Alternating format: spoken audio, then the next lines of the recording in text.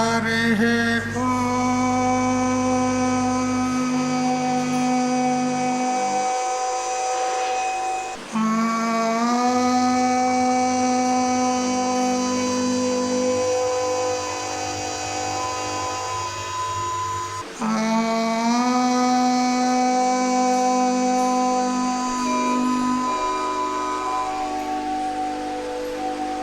कृष्णं कमलपत्राक्षं पुण्यश्रवणकीर्तनं वासुदेवं जगद्योनिं नौमि नारायणं हरिं।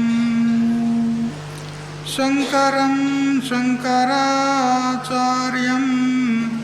केशवं बादरायणं सूत्रभाष्यकृतौ वन्दे भगवन्तौ पुनः पुनः। ईश्वरो गुरुरात्मेति मूर्तिभेदविभागिने व्योमवद्व्याप्तदेहाय दक्षिणामूर्तये नमः। युक्ताहारविहाराय विविक्तस्थलवासिने मलयाळयतीन्द्राय ब्रह्मनिष्ठाय ते नमः। गीताभागवताद्वैत तत्त्वामृतस्वरूपिणे गण्डिक्षेत्रनिवासाय रामकृष्णाय ते नमः। ॐ पूर्णमदः पूर्णमिदं पूर्णात् पूर्णमुदच्यते पूर्णस्य पूर्णमादाय पूर्णमेवावशिष्यते। ॐ शान्ति शान्ति शान्तिः। స్వాంత పరికల్పిత బ్రహ్మాండాంతర్వర్తి సకల చరాచర ప్రాణికోట్ల యొక్క అసత్ జడ దుఃఖ మోహాత్మకమైనటువంటి సకల ఉపాధుల కంటే విలక్షణమై సత్ చిత్ ఆనంద రూపం చేత స్వయం ప్రకాశమానమై వెలుగొందుచున్నటువంటి ప్రత్యేక అభిన్న పరమాత్మకు సాష్టాంగ ప్రణమిల్లుతూ ఆత్మీయులారా, శ్రీమద్ భగవద్గీత రాజవిద్య రాజగుహ్య యోగము అనబడు 9వ అధ్యాయంలో క్రమంగా 22 శ్లోకాల పర్యంతం వచ్చాం. అనన్యాశ్చింతయంతో మాం ఏ జనాః పర్యుపాసతే తేషాం నిత్యాభియుక్తానాం యోగక్షేమం వహామ్యహం. ఏ జనాః, ఏ జనులైతే అని ఇక్కడ ఏ శబ్దము సర్వనామ శబ్దం పెట్టాడు. ఇక్కడ ఏ అంటే ఎవరైతే, ఎవరైతే అంటే ఎవరు కూడా అని అర్థం. ఏమి నియమం లేదు. పురుషులే అధికారులు, స్త్రీలే అధికారులు, సన్యాసులే అధికారులు అనేటువంటి ఏమి నియమము లేదు. ఎవరైనా సరే, పశు పక్షి క్రిమి కీటక దేవ గంధర్వ రాక్షస అసుర మనుష్య ఎవరైనా సరే నన్ను పర్యుపాసన చేసినట్లయితే అటువంటి నిత్యయుక్తులైనటువంటి భక్తులు ఎవరైతే ఉంటారో వారి యొక్క యోగక్షేమాన్ని నేను వహిస్తాను అన్నాడు. కొన్ని కర్మలు ఎలా ఉంటాయి అనంటే, కొన్ని వర్ణాలకు మాత్రమే కేటాయించినటువంటి కర్మలు ఉంటాయి. బ్రాహ్మణులు చేయవలసిన కర్మలు వేరే ఉంటాయి, క్షత్రియులకు వేరే ఉంటాయి, రాజా రాజసూయన యజేత అని ఈ విధంగా కొన్ని కర్మలు ఆయా వర్ణాల వారికి కేటాయించబడ్డాయి. వారు మాత్రమే చేయాలి, ఇతరులు చేయకూడదు. మరి వాటికి నియత కాలము ఉంటుంది. బ్రాహ్మణులు అయితే వసంతకాలంలో చేయాలి, క్షత్రియులు గ్రీష్మంలో చేయాలి, వైశ్యులు శరత్లో చేయాలి అని ఈ విధంగా కాల నియమం కూడా ఉంటుంది. కానీ భగవంతుని యొక్క భక్తి చేయడానికి ఏ కాల నియమం లేదు, దేశ నియమం లేదు, వ్యక్తి నియమం లేదు. ఎవ్వరు కూడా ఎప్పుడు కూడా ఎక్కడ కూడా భగవంతుని యొక్క భజన చేయొచ్చు, చింతన చేయొచ్చు. దీనిలో ఏ విధమైనటువంటి ఆంక్షలు విధి అటువంటి ఏమీ లేవు. అందుకని ఏ జనాహ అన్నాడు, ఎవరైనా సరే. ఇక్కడ అనన్యాహ అనేటువంటి శబ్దం చేత వస్తు పరిచ్ఛేద రహితుడు పరమాత్మ అని చెప్పినట్లయింది. ఎందుకంటే తనకంటే అన్యమైనటువంటి వాడు భగవంతుడు కాదు అని అనన్య భావన చేత చేస్తాడు కాబట్టి నువ్వు వేరు నేను వేరు అనేటువంటి ఇతరులు వేరు అనేటువంటి వస్తు పరిచ్ఛేదము లేదు ఇక్కడ. మరియు పరిఉపాసతే అని చెప్పడం వల్ల ఇక్కడ దేశ పరిచ్ఛేదం లేదు. పరితః సంపూర్ణంగా అన్ని దేశాల్లో పరమాత్మ ఉన్నాడు అనేటువంటి భావన చేత ప్రతి ప్రాణిలో ప్రతి వస్తువులో అణువణువులో కూడా పరమాత్మ ఉన్నాడు అనేటువంటి భావన చేత విశాల దృక్పథం చేత భజిస్తారు కాబట్టి పరమాత్మకు దేశ పరిచ్ఛేదం లేదు అని చెప్పినట్లయింది. మరి నిత్యాభియుక్తానం అంటే దీనికి కాల నియమం లేదు. ప్రతి నిత్యం కూడా పరమాత్మని యందు మనసును సంలగ్నం చేసి ఆరాధిస్తారు కాబట్టి పరమాత్మ ఎల్ల కాలాల్లో ఉంటాడు, భూత భవిష్యత్ వర్తమాన కాలాల్లో ఉంటాడు కాబట్టి మరి పరమాత్మనికి కాలనియమం లేదన్నప్పుడు పరమాత్మని భజనకు ఎందుకు కాలనియమం ఉండాలి? అందుకని అన్ని కాలాల్లో అతన్ని ఆరాధిస్తాడు. దీని చేత కాల పరిచ్ఛేదం లేదు భగవంతునికి అని చెప్పినట్లయింది. కాబట్టి ఈ విధంగా దేశ కాల వస్తు పరిచ్ఛేద రహితమైనటువంటి ఆ పరబ్రహ్మమును తన చేత అభిన్నంగా ఎవరైతే ఆరాధిస్తారో, అర్చిస్తారో, చింతన చేస్తారో వారే నాకు నిజమైనటువంటి భక్తులు. వారంటే నాకు చాలా ప్రియము, నేనంటే అతనికి చాలా ప్రియము. అతనికి నాకు వ్యవధానం లేదు, ఎడము లేదు. అతడే నేను, నేనే అతడు అని ఈ విధంగా భగవంతుడు చెప్పాడు. ఇక్కడ ముఖ్యంగా ఏం చెప్పినట్లయింది అని అంటే అనన్యమైనటువంటి భక్తి చెయ్యాలి, పరిపూర్ణమైనటువంటి భక్తి చెయ్యాలి అని చెప్పినాడు. మామూలుగా మీ గృహస్థులందరికీ తెలుసు, ఇంట్లో కోడలు కనుక గర్భవతి అయిందనుకోండి, నిండు చూలాలు ఉన్నదనుకోండి, అప్పుడు అత్త కోడలకు పని చెప్తుందా? చెప్పని అప్పుడు చెప్పేది, ఇప్పుడు చెప్తలేదు కదా. నిండు చూలాలు ఉన్నదనుకో, అప్పుడు కోడలకు ఏ పని చెప్పరు కదా, నిండు గర్భవతి కదా. అట్లా మనం నిండుగా హృదయం నిండా భగవంతుని కనుక మనం పెట్టుకొని ఆరాధించినట్లయితే భగవంతుడు మనకి ఏ పని చెప్పడు, తానే అన్నీ చేస్తాడు. అట్లా అత్తనే అన్నీ చేస్తుంది. ఇక కోడలను కూర్చుండబెడితే బిడ్డ నువ్వు కూర్చో, నువ్వు పని చేయకు అంటారు. అట్లా భగవంతుడే అన్నీ చూసుకుంటాడు. చెప్పిండు కదా, యోగక్షేమం వహామ్యహం అన్నాడు. చూసారా? ఆ విధంగా భగవంతుణ్ణి హృదయం నిండా పెట్టుకొని భగవంతుణ్ణే మనం ధ్యానిస్తూ ఉన్నట్లయితే భగవంతుడు మన యోగక్షేమాలు చూసుకుంటాడు. మరి చిన్నపిల్లవాడు సంపూర్ణంగా తల్లి మీదనే ఆధారపడి ఉంటాడు, అంతే కదా.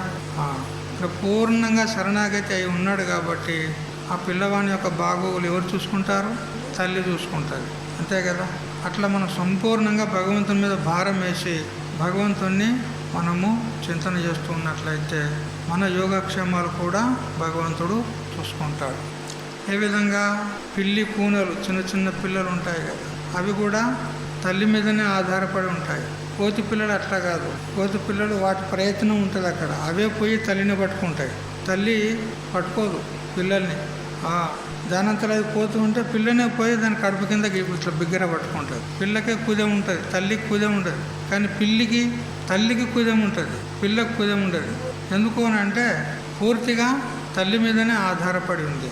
అప్పుడు తల్లే అన్ని వ్యవస్థలు చూసుకుంటుంది. అట్లా మనం కూడా మర్కట న్యాయం మార్జాల న్యాయం అంటారు అట్లా. అందుకని మర్కట న్యాయం మనం పట్టుకోవద్దు, మార్జాల న్యాయం పట్టుకోవాలి. అంటే పిల్లి ఏ విధంగా తల్లిని పట్టుకుంటుందో, అంటే తల్లి మీద ఆధారపడి ఉంటుందో, అట్లా మనం భగవంతుని మీద ఆధారపడి ఉండాలి. ఆ విధంగా ఉన్నట్లయితే భగవంతుడే అన్నీ చూసుకుంటాడు. పండర్పురంలో ఒక భక్తుడు ఉండేవాడు. అతడు ఎప్పుడు కూడా విట్టాలు విట్టాలు విట్టాలు విట్టాలు విట్టాలని ఇదే చింతన చేస్తూ ఉండేవాడు. ఎప్పటికీ విఠ్ఠల నామస్మరణ చేస్తూ ఉండేవాడు. నిరంతర అదే ధ్యానం. కానీ సంసారము, పిల్లలు ఏం జరుగుతుందనేది కూడా గమనించేవాడు కాదు. ఆ విధంగా భగవంతుని ధ్యానిస్తుంటే విఠ్ఠలకే ఉదయం, అతనికే చింత, అయ్యో నా భక్తుడు నన్నే ధ్యానిస్తూ అన్యమేమి చింతన చేస్తలేడు కదా, నా చింతనలోనే ఉన్నాడు కదా అని ఈ భక్తుని యొక్క చింత ఆ భగవంతుడు చేసేవాడు. అంటే సమయానికి ఎవరన్నా ఒక భక్తులు భోజన సామగ్రులు తీసుకొచ్చేవారు, ఇచ్చేవారు. ఆ పూట గడిచిపోయేది. రేపటికి ఎట్లా అని చింత లేదు ఈ భక్తునికి. ఆ భార్య కూడా, ఆమె కూడా ఎప్పటికీ భగవచ్చింతనలో ఉండేది. ఎవరన్నా సామగ్రులు తెస్తే వండేది, పెట్టేది, భర్తకు పెట్టేది, పిల్లలకు పెట్టేది, అంతే. ఒకనాడు సమయం దాటిపోతుంది, మధ్యాహ్నం భోజనం సమయం దాటిపోతుంది, కానీ ఎవరు కూడా భక్తులు సామగ్రులు తెచ్చియలేదు. అప్పుడు భార్య అన్నది, ఏమయ్యా నువ్వు విట్టలు విట్టాలని కూకుంటే ఇవాళ ఎవరు కూడా తేలేదు, మరి ఏమైనా ప్రయత్నం చేస్తావా లేదా? నువ్వు ఆ విట్టల మీదనే నువ్వు భారం వేసుకోకుంటే మరి ఇలా రాలేదు, మరి నీ ప్రయత్నం కూడా ఉండాలి కదా. అంటే భగవంతుడు చెప్పాడు కదమ్మా, యోగక్షేమం వహామ్యం అని చెప్పాడు కదా, ఆయన మాట తప్పుతాడా? చూద్దాము, కొంతసేపు చూద్దాం అని మరికొంతసేపు చూశారు, కానీ ఎవరు కూడా భక్తులు సామగ్రులు తెచ్చేయలేదు. ఆనాడు భోజనం తయారు కావడం కష్టమైపోయింది, ఇక సమయం మితిమీరిపోతుంది అని ఆ భక్తుడు ఏం చేశాడంటే, ఈ యోగక్షేమం వహామ్యం అని ఏదైతే భగవంతుడు భగవద్గీతలో చెప్పాడు కదా, ఇది ఈరోజు అబద్ధమైపోతుంది. ఆయన హామీ ఇచ్చాడు, ప్రతిజ్ఞ చేశాడు, కానీ ఈరోజు ఆయన ప్రతిజ్ఞ భంగమైపోయే పరిస్థితి వచ్చింది అని చెప్పి ఆ శ్లోకాన్ని ఇట్లా, అప్పుడు తాళపత్రాలు ఉండేది, తాటాకుల మీద రాసి ఉండేది. ఇప్పుడంటే మనం పుస్తకాల మీద ప్రింట్ చేసుకుంటున్నాం, అప్పుడు తాళపత్రాలు తాటాకుల మీద రాసేవారు. అయితే ఆ శ్లోకానికి ఒక ముళ్ళు తీసుకొని ఇట్లా అండర్లైన్ చేశాం, ఈ శ్లోకము ఇది ఉచితం కాదు, భగవంతుడు మిథ్యా ప్రతిజ్ఞ చేసినాడు ఇక్కడ అని అతనికి కించిత్ అవిశ్వాసం ఏర్పడింది. ఇట్లా అండర్లైన్ చేసాడు, ఒక ముళ్ళుతో గీత గీశాడు, ఇట్లా ఇది యోగ్యమైన వాక్యం కాదు ఇది అని చెప్పి అట్లా గీత గీసి ఇక దాన్ని పక్కకు పెట్టి అతడు ఊరిలోకి వెళ్ళిపోయాడు, ఎక్కడైనా భిక్ష తీసుకొని వస్తా అని.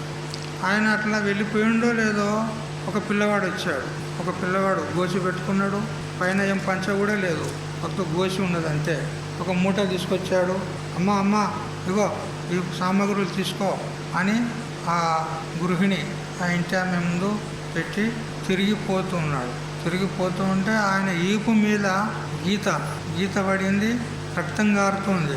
ఓ నాయన నిలబడు, ఏమి ఆ ఈపు మీద ఆ విధంగా గీత గుంజిందున్నది, రక్తం గారుతున్నది ఎందుకు అంటే, ఇలా మా యజమానికి సేవ చేయడంలో నాకు కొంచెం ఆలస్యం అయింది, అందుకని మా యజమాని కొట్టాడు అన్నాడు అని ఏడ్చుకుంటూ వెళ్ళిపోయాడు. అంతలో ఆ ఇంటి యజమాని మళ్ళీ ఎక్కడో పోయిండు, భిక్ష కొంచెం అడుక్కున్నాడు. తిరిగి వచ్చేసరికి ఇంట్లో సామగ్రులు పడి ఉన్నాయి, ఆమె వంట చేస్తూనే ఉంది.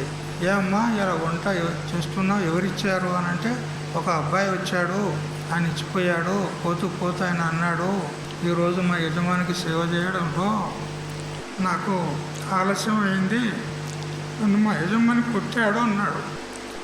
అప్పుడు ఆ యజమాని ఇక నేను ఎంత పొరపాటు చేశాను అని చాలా ఏడ్చాడు. భగవంతుని యొక్క వాక్యాన్ని నేను తప్పు అని గీత గీసినందుకు భగవంతుడు ఆ గీతను స్వయంగా తన ఈపు మీద తీసుకొని తాను ఆ దుఃఖాన్ని అనుభవించాడు అని బాగా ఏడ్చి భార్యతో అంటాడు, అమ్మా నువ్వు భాగ్యవంతురాలివి, నీకు భగవంతుడు దర్శనం ఇచ్చాడు, కానీ నాకు ఇయ్యలేదే అని ఏడ్చాడు. కాబట్టి భగవంతుడు వాగ్దానం చేసినటువంటి ఏదైతే ఉందో అది ఎప్పుడు కూడా తప్పడు భగవంతుడు. అందుకని భగవంతుని మీద భారం వేసి మన యొక్క వ్యవహారం చేసుకోవాలి. కొందరు ఈ శ్లోకాన్ని అపార్థం చేసుకుంటారు, ఏమనంటే భగవంతుడు ఒట్టిగా రాశాడు, అట్లా చెప్పాడు, కానీ ఎంతమందికి అతడు ఆదుకుంటున్నాడు, ఎంతమందిని చేరదీస్తున్నాడు, ఎంతోమంది కష్టపడుతున్నారు కదా, మరి వాళ్ళని ఏం చేస్తున్నాడు భగవంతుడు అని ఈ విధంగా అపార్థం చేసుకుంటారు కొంతమంది. కానీ అది సరి అయింది కాదు అంటాడు. అనన్యంగా భగవంతుని ఆరాధించినట్లయితే తప్పకుండా యోగక్షేమాలు చూసుకుంటాడు అనేది విశ్వాసం ఉండాలి మనకు. అయితే ఇక్కడ యోగక్షేమం అనేటువంటి శబ్దానికి చాలామంది అనేక రకాలుగా వ్యాఖ్యానాలు చేశారు. ఎవరైతే అనన్యమైనటువంటి భక్తుడు ఉంటాడో, భగవంతుని పైన పూర్ణ భారం వేసి అతన్ని నమ్ముకుంటాడో, అతనికి లౌకికమైనటువంటి భోగభాగ్యాల యందు ఆశనే లేదు. అలాంటప్పుడు ఇంకా ప్రాపంచికమైనటువంటి వస్తువులు అతనికి కావాలా? అతనికి ఏమి అప్రాప్తం అనేది ఏమున్నది? ఆయనకు లేనిదని ఏమున్నది? భగవంతుడు ఒకడు తన పక్కన ఉంటే చాలు, అన్నీ ఉన్నట్టుగా భావిస్తాడు. అందువల్ల ప్రాపంచికమైనటువంటి విషయాలను ఆ భక్తునికి అతడు పొందజేయడము, వాటిని రక్షించడము అనేది ఈ వ్యాఖ్యానం సరిగ్గా లేదు. మరి ఏమిటి అనంటే తాను పొందదలుచుకున్నది మోక్షం. ఆ మోక్షాన్ని కలుగజేయడమే యోగం. మరి కలిగినటువంటి మోక్షాన్ని రక్షించేదే ఇది క్షేమం అని ఇక్కడ యోగక్షేమం అనేటువంటి శబ్దాలకు అర్థం చెప్పినాడు శంకరానందుల వారు, మరి శంకరాచార్యుల వారు వ్యాఖ్యానాలు చేసినారు. అయితే మనం ఇంతకుముందుకు చెప్పుకుంటూ వచ్చాము, సకల జీవులందరూ కూడా భగవంతుని యందే ఉంటున్నారు, వారందరినీ కూడా రక్షించేవాడు భగవంతుడే అని మనం చెప్పుకుంటూ వచ్చాము. మరి ఇక్కడ అనన్యమైనటువంటి భక్తుని యందు నాకు చాలా ప్రీతి ఉంది, అతని యొక్క యోగక్షేమాలు నేను చూసుకుంటాను అని అంటే, మరి ఇతరులైనటువంటి వారు తన బిడ్డలు కారా, తన యొక్క భక్తులు కారా? కొందరు అన్య దేవతలను కూడా ఆరాధిస్తున్నారు. మరి అన్య దేవతల రూపంలో కూడా నేనే ఉన్నానని భగవంతుడు చెప్పాడు. మరి ఆ దేవతలను ఆరాధించినా కానీ ఇక్కడ భగవంతుని ఆరాధించినట్టే కదా. మరి వారి యొక్క యోగక్షేమాలను చూసుకోవా అంటే నీలో పక్షపాతం ఉందా అనేటువంటి శంక ప్రాప్తమవుతుంది. అయితే అందరూ నా భక్తులే, ఉదార సర్వ ఏవైతే అన్నాడు. అందరూ కూడా ఉదారంగా అందరూ నా భక్తులే, కానీ వారు అజ్ఞానయుక్తులయ్యి నా యొక్క భజన చేస్తూ ఉన్నారు. కానీ ఈ భక్తుడు మాత్రం నన్ను యథార్థంగా తెలుసుకొని భజన చేస్తున్నాడు కాబట్టి వాళ్ళకంటే ఇతడు శ్రేష్ఠుడు అని భగవంతుడు అన్నాడు. కాబట్టి అనన్యమైనటువంటి భక్తి, భగవంతుడే నాకు శరణ్యము, అన్యతా శరణం నాస్తి అని ఈ విధంగా భగవంతుని నమ్ముకోవాలి. కాశీనగరంలో కబీర్ దాసు ఉండేవాడు. అతడు మంచి బ్రహ్మనిష్ఠుడు, జీవన్ముక్తుడు. అతడు ఒకసారి వీధి గుండా పోతూ ఉంటే ఒక అమ్మగారు విసురవుతూ ముందు పెట్టుకొని జొన్నలు విసురుతూ ఉంది. విసురుతూ ఉన్నప్పుడు ఆ దృశ్యాన్ని చూశాడు కబీర్ దాస్. చూసి ఒకటే ఏడుస్తున్నాడు. ఆ విసురుతుంటే ఆ దృశ్యాన్ని చూసి ఏడుస్తూ ఉన్నాడు. ఆ అమ్మగారు అంది, ఏం నాయనా నన్ను చూసి అట్లెందుకు ఏడుస్తున్నావు నువ్వు అంటే జవాబిస్తలేడు. వెక్కి వెక్కి ఏడుస్తున్నాడు. వచ్చేపోయే వాళ్ళందరూ కూడా అడుగుతున్నారు, ఏం బాబు ఎందుకు ఏడుస్తున్నావురా అని అంటే చెప్తలేడు.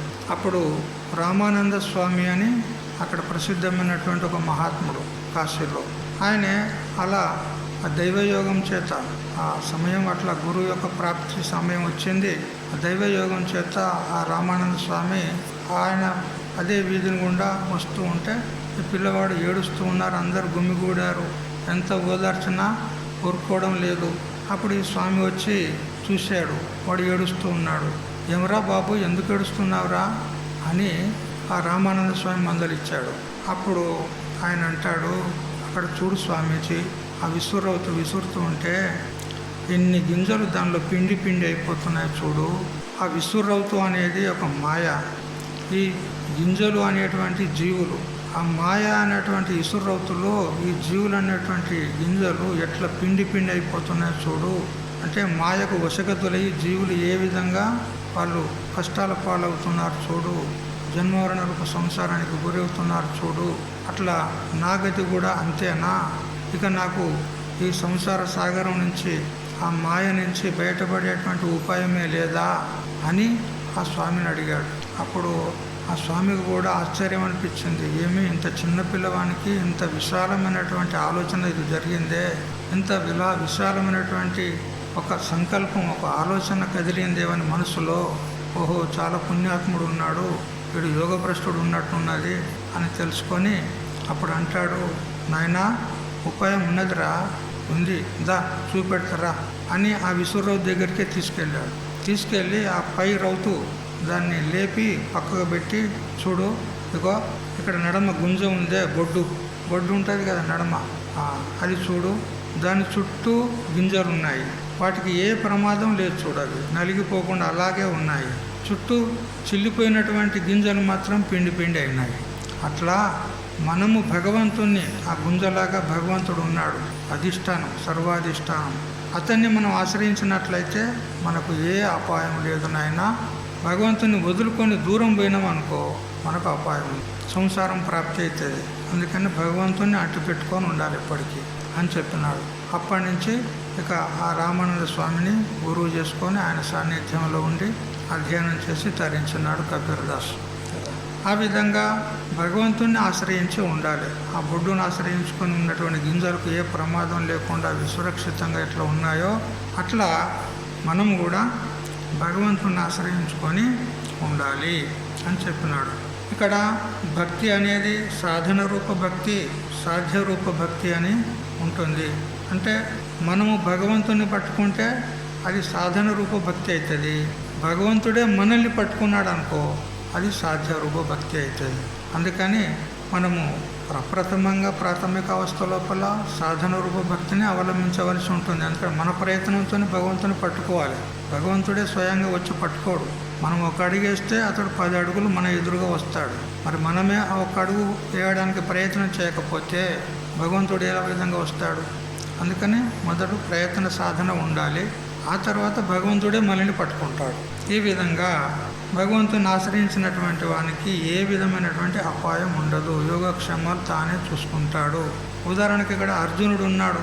ఇప్పుడు భగవద్గీత ఎవరికి బోధిస్తున్నాడు? అర్జునుడికి బోధిస్తున్నాడు కదా. పంచపాండవులను అందరినీ కూడా సురక్షితంగా కాపాడినటువంటి వాడేవాడు శ్రీకృష్ణ పరమాత్మ. అడుగడుగులో కూడా కాపాడినాడు కదా. సైంధవుని చంపుతానని ప్రతిజ్ఞ చేశాడు అర్జునుడు. రేపు సూర్యాస్త సమయం లోపల సైంధవుని చంపకపోతే నేను చితిపేర్చుకొని నేను స్వయంగా దహనమైపోతాను.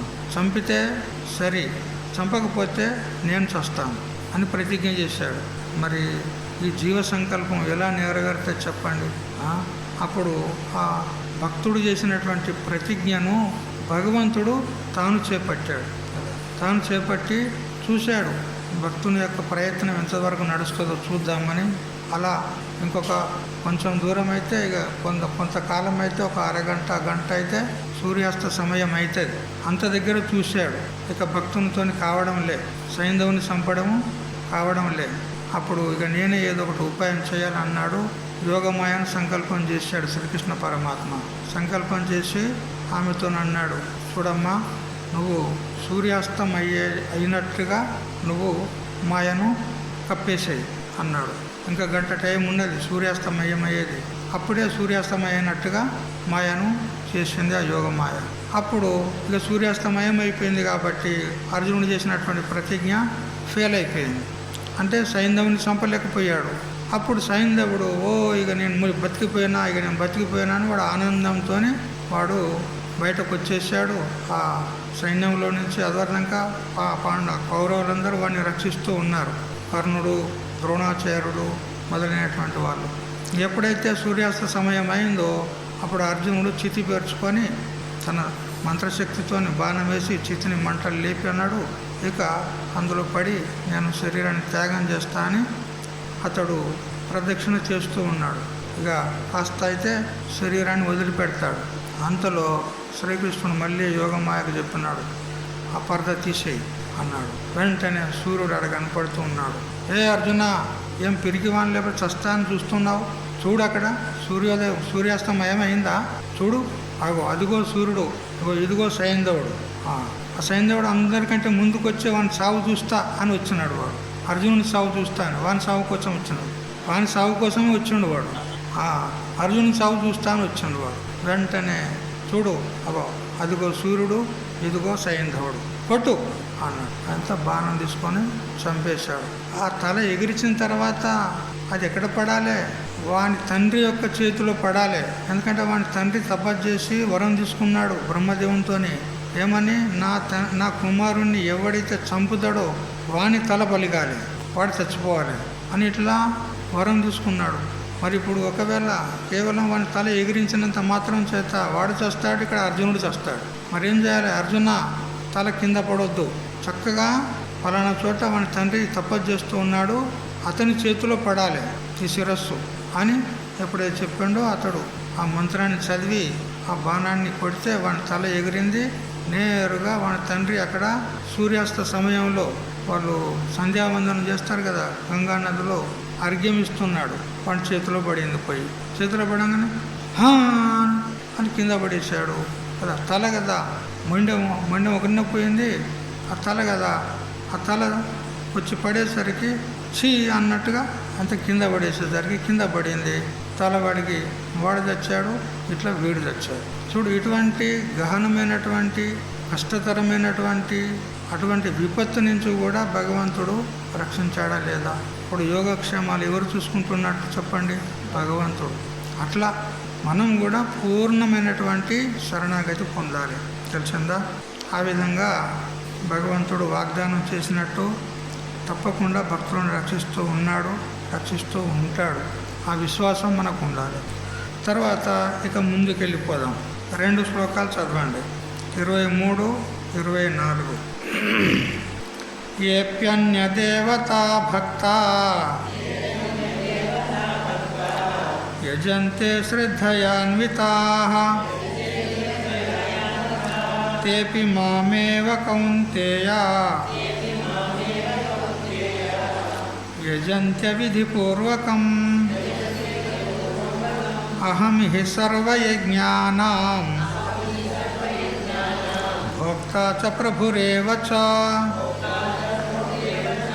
నతు మామభిజానంతి తత్వేన తశ్చవంతి తే. హే కౌంతేయ అంటూ అర్జునుని సంబోధిస్తూ, ఓ అర్జున, ఏ అపి అంటే ఎవరైతే అన్యదేవతా భక్తాః అంటే నాకంటే ఇతర దేవతల ఎడ భక్తి కలిగినటువంటి వారు ఉంటారో, మరియు ఆ అన్యదేవతలను శ్రద్ధయా అన్వితాః శ్రద్ధతో కూడిన వారై యజంతే ఆరాధిస్తూ ఎవరైతే ఉన్నారో, తే అపి అంటే వారు కూడా మాం ఏవ అంటే నన్నే అవిధిపూర్వకం అంటే విద్యుక్త మార్గమును అవలంబించక యజంతే శ్రద్ధతోనైతే ఆరాధిస్తున్నారు నాకంటే భిన్నమైనటువంటి దేవతలను, కానీ విధిపూర్వకంగా అంటే అజ్ఞానం చేత విధిపూర్వకంగా యజించలేరు, విధిపూర్వకంగా ఆరాధిస్తలేరు. అంటే తాత్పర్యం ఏంది అంటే అజ్ఞానం చేత అంటే నన్ను యథార్థంగా తెలుసుకోకుండా ఆరాధిస్తున్నారు. శ్రద్ధ అయితే ఉంది, వాళ్ళు ఏ దేవతలనైతే పూజిస్తున్నారో ఆ దేవతల లోపల కూడా నేనే ఉన్నాను, నన్నే పూజిస్తున్నారు, శ్రద్ధతో పూజిస్తున్నారు, కానీ అజ్ఞానంతో పూజిస్తున్నారు, నన్ను యథార్థంగా తెలుసుకుంటలేరు.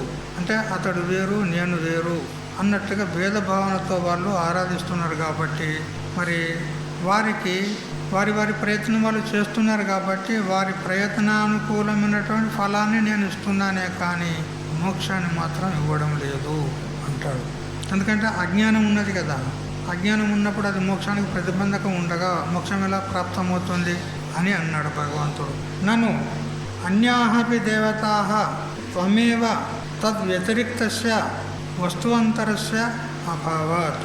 చూడు హే కృష్ణ, చూడు అన్య దేవతలను ఆరాధించేవారు ఉన్నారు, మరి అన్య దేవతా రూపంలో కూడా నీవే ఉన్నావు కదా, నీకంటే అన్యమైనటువంటి వేరే ఎవరు లేరు కదా, మరి అన్య దేవత ఆరాధన కూడా నీ యొక్క ఆరాధననే కదా. తథాచ దేవతాంతర భక్తాః అపి త్వామేవ భజంతే.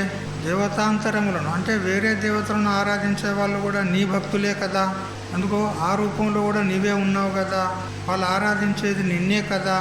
నా కహాపి విశేష స్యాత్. ఈ అనన్య భక్తునికి మరి అన్య భక్తులకు ఏం విశేషం లేదు కదా, ఆ రూపంలో నీవే ఉన్నావు, ఈ రూపంలో నీవే ఉన్నావు. తేన గతాగతం కామాః వసురుద్రాదిత్యాది భక్తాః లభంతే. చూడు, వసులను రుద్రులను ఇంద్రాది దేవతలను ఆరాధించే వాళ్ళకి కామాః లభంతే అంటే వాళ్ళు కోరినటువంటి క్షుద్రమైనటువంటి కోరికలు నెరవేరుతాయి, కానీ మోక్షం మాత్రము లభించదు. వాళ్లకు గతి ఆగతులే ప్రాప్తమవుతాయి. అంటే పునరపి జననం పునరపి మరణం, మళ్ళీ జన్మవరణాలే ప్రాప్తమవుతాయి అని మీరు చెప్తూ ఉన్నారే. మరి ఇక్కడ అనాన్యాశ్చింతయంతో మాంతో కృతకృత్యాః ఇది కథముక్తం. మరి అనన్యంగా నన్ను ఆరాధించే వాళ్ళు ఎవరైతే ఉన్నారో వారు కృతకృత్యులు అని ఇక్కడ వీరికి చెప్తున్నావు. వారేమో గతాగతం కామాలభంతే అని వారికి చెప్తున్నావు.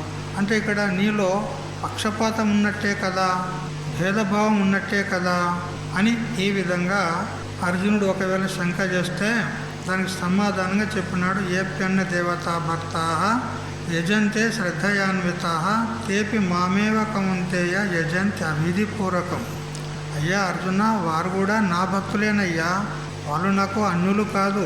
అయినా కానీ వాళ్ళు అవిధిపూర్వకంగా అంటే అజ్ఞానయుక్తులై చేస్తున్నారయ్యా. మరి అలాంటప్పుడు నేను వారికి మోక్షం ఎలా ప్రసాదించాలి చెప్పు? క్షుద్రమైనటువంటి కోరికలను హృదయంలో పెట్టుకొని వాటిని నెరవేర్చుటకు అయ్యి అన్య దేవతలను ఆరాధిస్తున్నారు. వాళ్ళు కోరిన కోరికలు ఇస్తున్నాను నేను, కానీ మోక్షం అయితే ఇవ్వజాలకున్నాను. ఎందుకంటే వాళ్ళ లోపల అజ్ఞానం ఉన్నది, నా యొక్క యథార్థ స్వరూపాన్ని తెలుసుకోవడం లేదు అని చెప్పినాడు.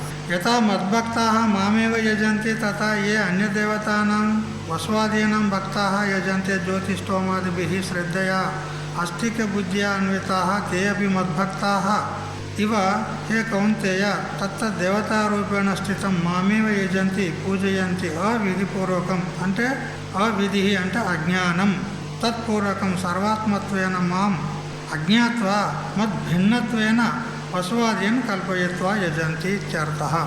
వారు నా భక్తులే అయినప్పటికీ కూడా జ్యోతిష్టోమాది కర్మలు చేస్తూ ఉన్నారు, వాళ్ళు శ్రద్ధ పెట్టి కూడా చేస్తూ ఉన్నారు.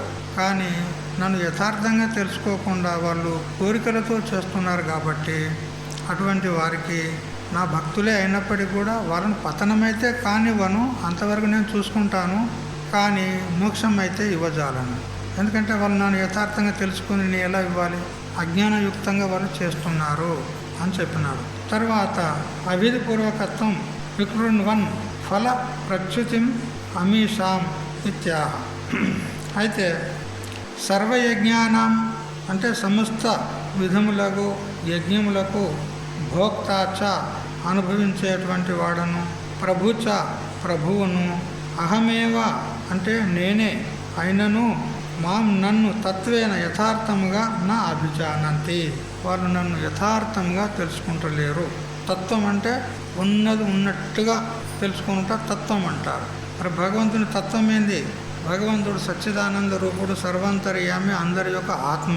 మరి ఈ స్వరూపాన్ని వాళ్ళు తెలుసుకోకుండా వాళ్ళు ఆరాధిస్తున్నారు. కాబట్టి వారు చెవంతి అంటే వాళ్ళు మళ్ళీ జన్మకు వస్తారే అని ఈ విధంగా చెప్తున్నాడు. పునర్జన్మను మళ్ళీ పొందుతారు అని చెప్తున్నాడు.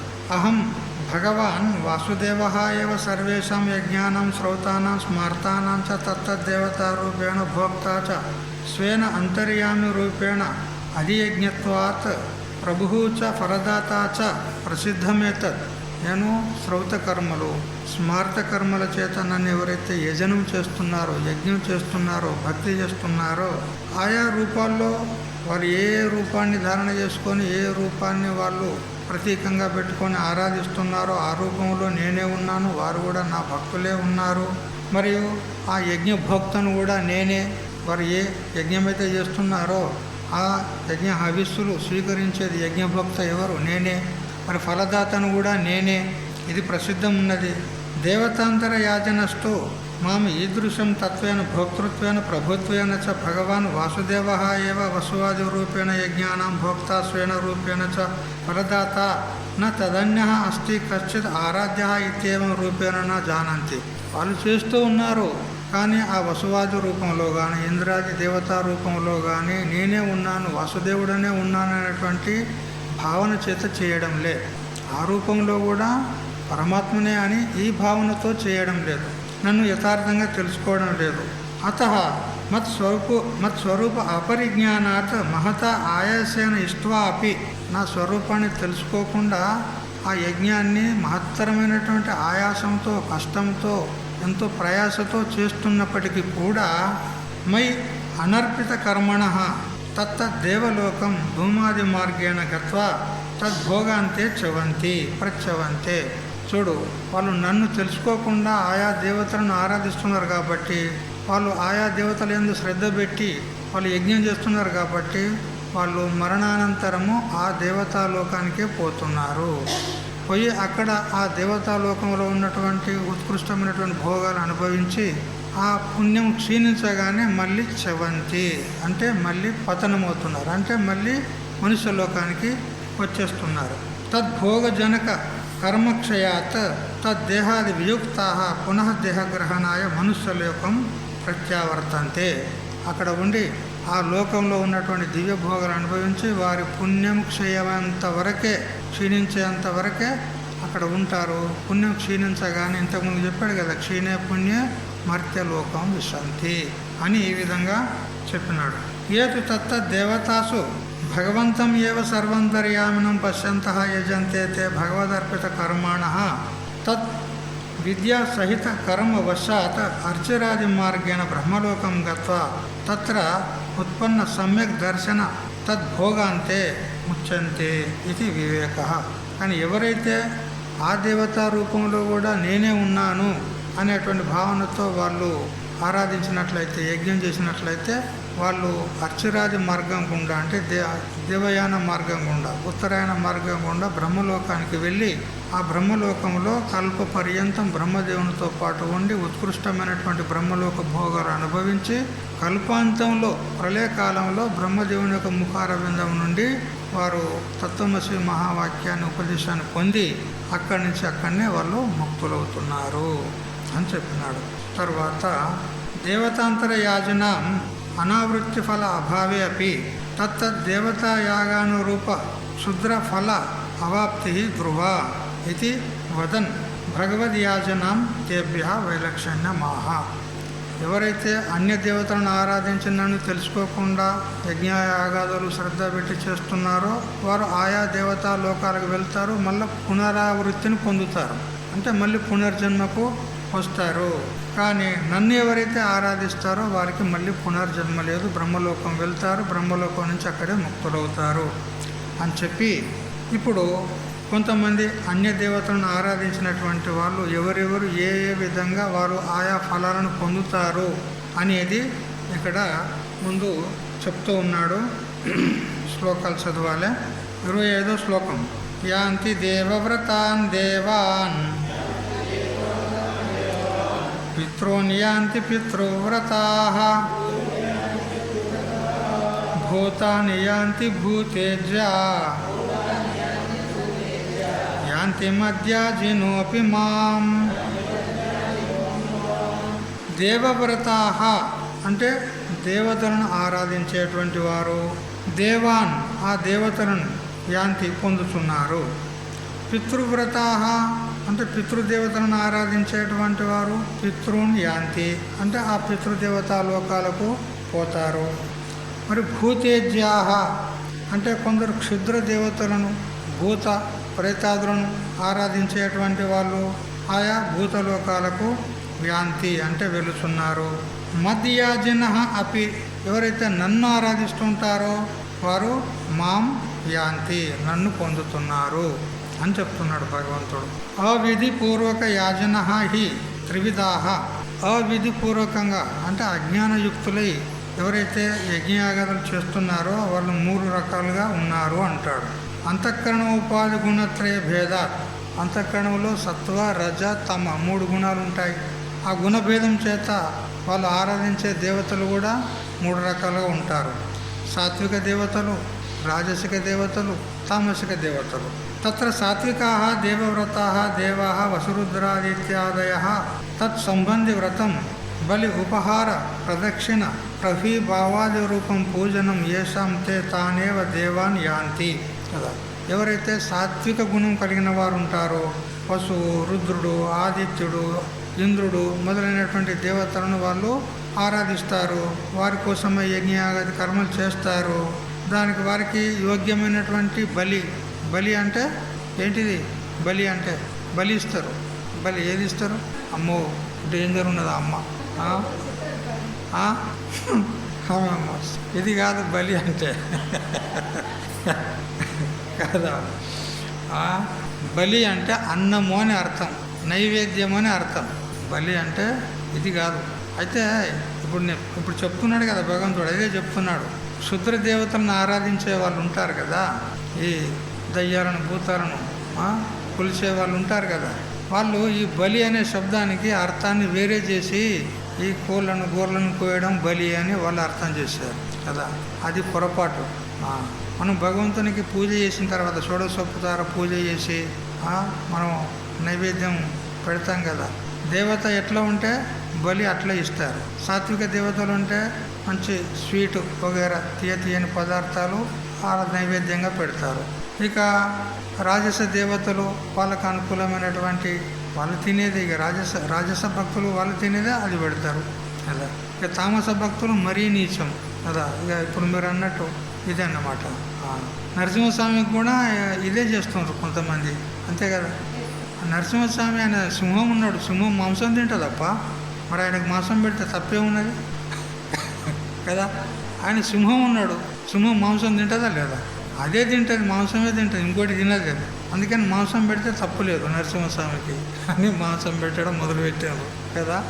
శ్రావణ మాసంలో నెల పొద్దు మంచిగా ఉపవాసాలు, వ్రతాలు, దీక్షలు అన్నీ మంచిగా నిష్ఠతో చేస్తారు. అన్నీ చేసి చివరి శనివారం నాడు శ్రావణ మాసంలో ఇది తీసుకొచ్చి పెడతారు ముంగట. ఏది మాంసం తీసుకొచ్చి పెడతారు ముంగట. ఇక వాళ్ళు నెల రోజులు చేసిన పుణ్యం ఏమున్నది చెప్పు. అట్లా ఆ నెల రోజుల పుణ్యం అయితే కాలగర్భంలో కలిసిపోతుంది, గంగలో కలిసినట్టే. ఉల్టా పాపం తెచ్చుకుంటాడు అది పెట్టి. ఈ ప్రకారంగా అవిధిపూర్వకంగా, అంటే శాస్త్రంలో చెప్పలే ఇది ఎక్కడ కూడా. మాంసం నైవేద్యం పెట్టాలని ఏ శాస్త్రంలో ఉన్నది చూపెట్టమను. ఎవరైతే వాళ్ళు నైవేద్యం పెడుతున్నారు కదా మాంసాన్ని, ఏ శాస్త్రంలో చెప్పింది ఒక ప్రమాణం చూపెట్టమను. ఎక్కడా లేదు. వాళ్ళకి తినాలని ఉన్నది, తెచ్చాను పెడతాను, అటు చూపెడతాను, ఇటు తింటారు అంతే. వాడేమి తింటాడా? పేరు బదనాం, భగవంతుని బదనాం చేస్తున్నారు వాళ్ళు. అడిగండా నీకు వాళ్ళకి పెట్టమని? ఇట్లా రాజశాస్తు పితృవ్రతాహ. ఇక రాజసికులు, రాజస గుణం కలిగినటువంటి వాళ్ళు పితృదేవతలను ఆరాధిస్తారు. ఇక తామసాహ భూతేజ్యాహ. తామస భక్తులు, తమో గుణం కలిగినటువంటి వాళ్ళు భూత ప్రేతాదులను ఆరాధించి క్షుద్రమైనటువంటి అల్పమైనటువంటి కోరికలను కోరి అవి వాళ్ళ ద్వారా పొందుతారు కదా. వీళ్ళు ముగ్గురు కూడా పతనమవుతారు. ఈ తామసులు, రాజసుకులు అయితే నరకానికే పోతారు డైరెక్ట్గా. రిజర్వేషన్ టికెట్ తీసినట్టే వాళ్ళు నరకానికి. ఇక సాత్వికులైనటువంటి వాళ్ళు మాత్రము ఆయా దేవతా లోకాలకు వెళ్ళి ఆ పుణ్యం ఉన్నంత వరకు ఉండి మళ్ళీ మనుష్య లోకానికి మళ్ళీ జన్మకు వస్తారు. కానీ ఎవరైతే నన్ను ఆరాధిస్తారో వాళ్ళు మాత్రము నన్నే పొందుతారు అని భగవంతుడు చెప్పాడు ఇక్కడ. తర్వాతి శ్లోకం చూడండి. పత్రం పుష్పం ఫలం తోయం యో మే భక్త్యా ప్రయచ్చతి తదహం భక్త్యుపహృతం అస్నామి ప్రయతాత్మనః తదేవం దేవతాంతరాన్ని పరిత్యజ్య అనంతఫలత్వాత్ భగవతః ఏవ ఆరాధనం కర్తవ్యం ఇది సుకరత్వాచ్చ ఇత్యాహ. అందుకని ఇతర దేవతలను ఆరాధించి జన్మవరణ రూప సంసారానికి గురి కావడం కంటే భగవంతుడైనటువంటి వాసుదేవుణ్ణి, ఆ నారాయణుణ్ణి ఆరాధించినట్లయితే ఇది చాలా సులభమైనటువంటి మార్గము అని చెప్తూ ఇక్కడ అత్యంత సులభమైనటువంటి ఉపాయం చెప్పినాడు. ఇక్కడ ఎంతటి బీద వాళ్ళు కూడా భగవంతుని ఆరాధన చేయొచ్చు. ఎటువంటి సులభమైన మార్గం అంటే చూడండి, పత్రం, ఒక ఆకు, ఒక తులసి ఆకు దొరకదండి. ఒక తులసి ఆకు తీసుకొచ్చి ఆ భగవంతుని చరణాల దగ్గర పెడితే చాలు, అతడు ప్రేమతో స్వీకరిస్తాడు. పుష్పం, పూలు దొరకాయి ఎక్కడైనా, ఒక పూలు తీసుకొచ్చి పెడితే చాలు. మరియు ఫలం, ఒక అరటిపండు ఏదో ఒకటి ఉంటుంది కదా ఫలం, ఆ ఫలం తీసుకొచ్చి భగవంతుని సమర్పించవచ్చు. మరి ఏదీ లేకపోతే కనీసం నీళ్లు దొరకాయా ఎక్కడైనా? నీళ్ళు అయితే సర్వత్రా ఉంటాయి, ఎక్కడంటే అక్కడ. ఆ నీరైనా కానీ తీసుకొచ్చి భగవంతుని చరణాల మీద సమర్పించినట్లయితే అతడు ప్రసన్నుడైపోతాడు. ఇప్పుడు ఎంత సులభమైనటువంటి మార్గం చెప్పండి. పత్రాన్ని సమర్పించి ద్రౌపదీదేవి ధన్యురాలు అయిపోయింది.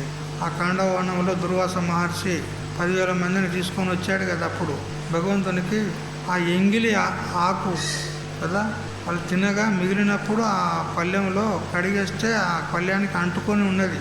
తినగా ఆ ఎంగిలి ఆకు, అందులో ఆ ఆకు తిన్నాడు భగవంతుడు. తిని వారి యొక్క ప్రతిష్టను కాపాడినాడు, పాండవుల యొక్క ప్రతిష్టను. ఆ దుర్వాస మహాముని యొక్క కోపాగ్నికి గురి కాకుండా కాపాడినాడు కదా. పుష్పమును సమర్పించి గజేంద్రుడు తరించాడు. మరి ఫలాన్ని సమర్పించి శబరిమాత తరించింది కదా. తోయం అంటే జలాన్ని సమర్పించి రంతిదేవుడు తరించాడు. అనే విధంగా మనకు శాస్త్రాలు చెప్తున్నాయి కదా. ఆ శివునికి అత్యంత ప్రియమైనది ఏమిటి?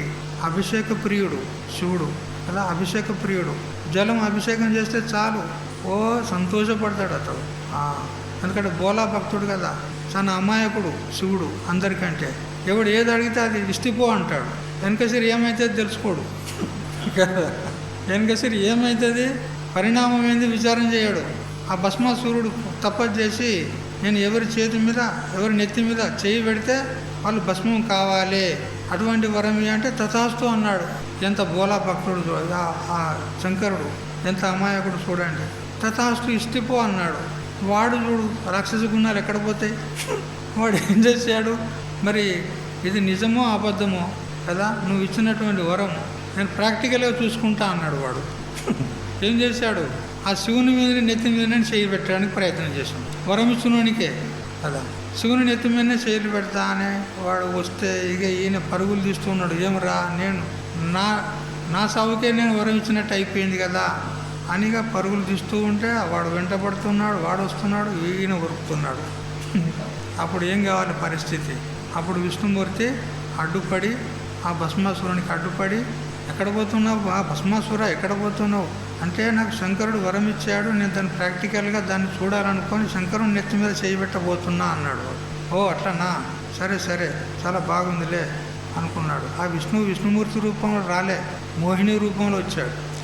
మోహిని రూపంలో వచ్చి ఇక ఆ భస్మాసురుని ముందు హావభావ విన్యాసాలు చూపుతూ అనేకమైనటువంటి నటనలు చేస్తూ నృత్యం చేయడం ప్రారంభించాడు.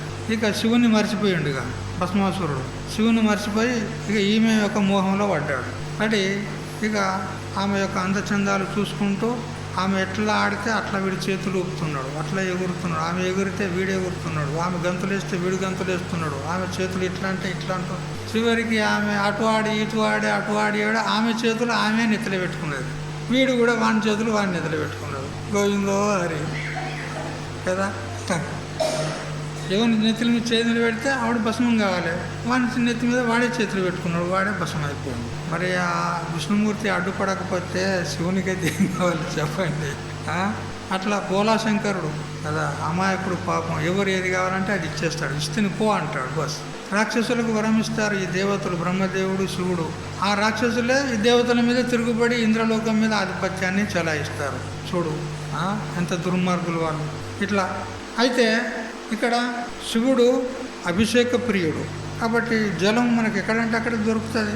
బస్సు ఒకడవడన్నో లేకపోతే చెంబెడన్నో తీసుకొచ్చి ఆ శివుని నెత్తి మీద వస్తే అంతటికే అతడు ప్రసన్నుడైపోతాడు. చూడు ఎంత సులభమైనటువంటి భక్తి చూడండి. పత్రం, పుష్పం, ఫలం, తోయం, ఇటువంటి భక్తి కూడా నాకు చాలా ప్రియం అన్నాడు. ఎవరైతే భక్తి చేత పత్రం, పుష్పం, ఫలం, తోయాన్ని అర్పిస్తారో దాన్ని ప్రయతాత్మన అస్నామి, ప్రీతి చేత నేను స్వీకరిస్తాను అన్నాడు. ఇప్పుడు ఇంతకంటే సులభమైనటువంటి భక్తి ఇంకేముంటుంది చెప్పండి. అయితే దీన్ని ఆధ్యాత్మికంగా కొంతమంది భక్తులు మహాత్ములు చెప్పినారు. ఏమనంటే మనకు మనస్సు అనేది ఒకటి ఉంది, దానికే అంతఃకరణం అంటాము. ఆ అంతఃకరణం ఒకటే అయినా కానీ క్రియాభేదం చేత 4 ప్రకారాలుగా చెప్పబడింది. సంకల్ప వికల్పం చేస్తే ఆ అంతఃకరణానికే మనస్సు అన్నాం. ఏదైనా ఒక కార్యాన్ని నిశ్చయం చేసి నేను చేస్తాను అనేటువంటి దృఢ నిశ్చయానికి వస్తే ఆ నిశ్చయం చేసినటువంటి వృత్తికి ఆది అంతఃకరణమే బుద్ధి అనబడుతుంది. ఇక చింతన చేస్తే చిత్తం అనబడుతుంది. నేను నేను నేను అనేటువంటి అహంకరిస్తే అదే అహంకారం అనబడుతుంది. ఒకటే అంతఃకరణము క్రియాభేదం చేత 4 రకాలుగా వ్యవహరింపబడుతుంది. ఏ విధంగా ఒకటే స్త్రీ ఉంటుంది ఇంట్లో, ఆమెను భర్త ఏమంటాడు? నా భార్య అంటాడు. కొడుకు ఏమంటాడు? మా తల్లి అంటాడు కదా. వాళ్ళ తమ్ముడు ఏమంటాడు? మా అక్కయ్య అంటాడు కదా. వాళ్ళ తండ్రి ఏమంటాడు? నా బిడ్డ అంటాడు. ఎంతమంది ఉన్నారు ఇక్కడ? తల్లి వేరే, బిడ్డ వేరే, అక్క వేరే ఉన్నారా? ఇక్కడ ఒకతే కదా. ఆ ఒకతే అన్ని రకాలుగా పిలువబడుతుంది. అట్లా అంతఃకరణం ఒకటే అయినా కూడా క్రియాభేదం చేత వేరువేరుగా చెప్పబడుతుంది. అయితే ఈ మనస్సు, బుద్ధి, చిత్తము, అహంకారం ఈ 4 ఉన్నాయి కదా. ఈ 4టిని భగవంతునికి సమర్పించడమే ఇక్కడ పత్రం, పుష్పం, ఫలం, తోయం అన్నాడు. ఇది చాలా ఉత్కృష్టమైనటువంటి భక్తి కదా. నువ్వు ఇప్పుడు ఇక్కడ ఈ బాహ్యమైనటువంటి పత్రపుష్పాలు సమర్పించినా కానీ అక్కడ మనసు అవసరం ఉందా లేదా? భక్త్యా ఉపహృతం అన్నాడు. భక్తి చేత సమర్పిస్తే నేను స్వీకరిస్తా అన్నాడు భక్తుడు, భగవంతుడు. మరి భక్తి చేత సమర్పించడం అంటే మనసును అర్పించన్నా లేదా అక్కడ కదా? అంటే నువ్వు ఆ పత్రపుష్పాలు పెట్టకున్నా సరే నీ మనసును సమర్పిస్తే చాలు, నీ అంతఃకరణాన్ని సమర్పిస్తే చాలు. పత్రం, పుష్పం, ఫలం, తోయం అన్నీ సమర్పించినట్లే. ఎందుకంటే మనస్సు, బుద్ధి, చిత్తము, అహంకారం అవే కదా అంతఃకరణ చతుష్టయం. అవి సమర్పిస్తే చాలు, నేను ప్రసన్నుడనవుతాను అని భగవంతుడు అన్నాడు. అయితే బాహ్యమైనటువంటి వస్తువులు కాదు ప్రధానం, మన మనస్సు ప్రధానం. నువ్వు ఏది సమర్పించినా సరే మనస్సును జోడించి సమర్పిస్తేనే అది భగవంతునికి చెందుతుంది. నువ్వు మనసు అన్యత్ర పెట్టి నువ్వు ఏమి సమర్పించినా, నువ్వు నీ మొత్తం శరీరం మీద ఉన్నటువంటి ఆభరణాలన్నీ తీసి ఆయన ముందు ఇచ్చినా కానీ అతనికి ప్రసన్నత ఉండదు. నీ మనస్సు చేత ఇవ్వాలి. నువ్వు మనసు చేత ఇప్పుడు ఈయన చెప్పినట్టు పత్రం, పుష్పం, ఫలంతో ఏమి ఇచ్చినా కానీ భక్తి చేత అది ప్రేమతో స్వీకరిస్తాడు భగవంతుడు. అందువల్ల చాలా సులభమైనటువంటి మార్గాన్ని మనకు బోధించాడు. మీకు పెద్ద పెద్ద యజ్ఞాలు, యాగాలు, జపాలు, తపాలు చేసేటువంటి సామర్థ్యం లేకపోతే కనీసం ఏ పత్రమో, ఏ పుష్పమో, ఏ ఫలమో, ఆఖరికి నీళ్ళైనా కానీ భగవంతునికి సమర్పించి భగవంతునికి ప్రీతిపాత్రులు కాగలుగుతారు అనేటువంటి చక్కటి ఉపదేశం చేశాడు భగవంతుడు. 26 శ్లోకాల పర్యంతం వచ్చాము. మిగతా శ్లోకాలు తర్వాత తెలుసుకుందాం. హరి ఓం తత్సత్. ఓం సహనావతు సహ వీర్యం కరవావహై తేజస్వినావధీతమస్తు మా విద్విషావహై. ఓం శాంతి శాంతి శాంతి.